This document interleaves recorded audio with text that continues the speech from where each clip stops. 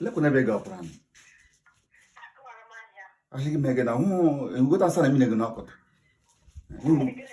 Sana gede leke jo sana gede no nya. No ma gala school. Ishinga for segede ka para be ko ni na. Ima no le he ka wadu mo de je no. Isu bo ga segara shade. Isu ko ngene. Anya ihe pataka na ihe gena family yesu ka patage. Yesi gara shade. De tere bra gene yuro na be na mata no nule ka onye bra bia. Ule mata ko ugwe ya o se he na o se ne bra be no ule. Gese ga shade. Abu kwa ngene pano. Kwa cotton.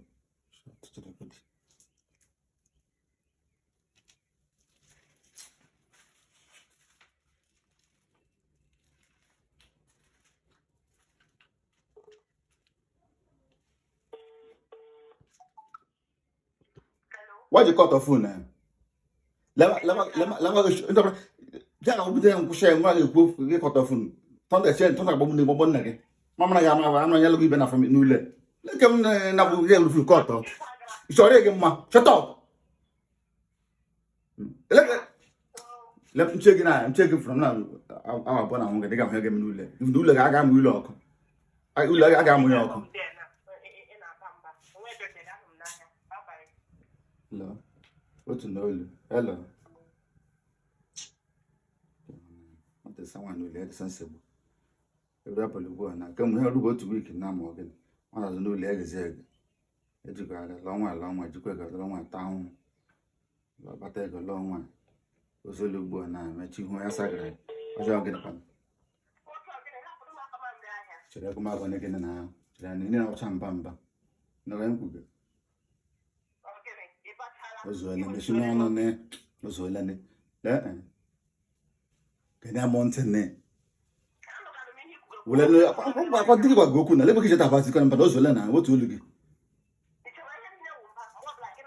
ozola ama you wana gene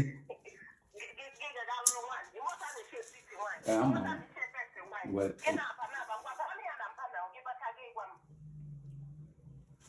ako ga bala gubo.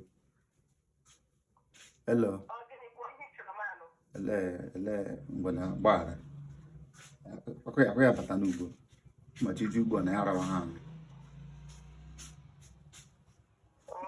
Wona mne na amana ne to maga. Akuma kwa mdiki. Ba biko mo ga bot.